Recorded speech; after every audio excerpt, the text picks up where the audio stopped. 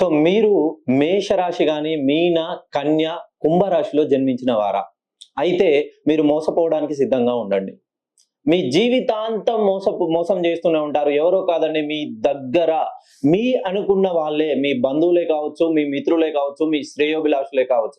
So మీ ఈ రాశి జాతక ప్రకారం ఎల్లప్పుడూ మోసగింపబడుతూనే ఉంటారు. సో నా దగ్గరికి ఒక మేషరాశి వ్యక్తి వచ్చాడండి.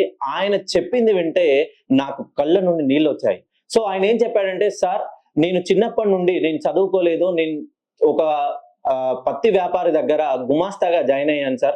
నేను చాలా కష్టపడి నా సొంతంగా ఒక బిజినెస్ డెవలప్ చేశాను సార్. కానీ నా మిత్రుడి సలహా తీసుకొని ఇద్దరం పార్ట్నర్‌షిప్ లో స్టార్ట్ చేశాం సార్. సో ఈయన ఏం చేశాడంటే అకౌంటెంట్ గా వ్యవహారాలన్నీ చూసుకుంటూ, రైతులతో మంచిగా మాట్లాడుతూ ఎక్కువగా బిజినెస్ డెవలప్ చేస్తామని ఈయన దీని మీద ఫోకస్ చేస్తే, వాళ్ళ మిత్రుడు ఏం చేశాడండి, తీసుకుపోయి గల్లాపెట్ట ఆయన చేతిలో పెడితే కుబేలుమని సో దాదాపు ఒక 30 లక్షల నష్టాన్ని ఈయన చేతికి అప్పగించాడు.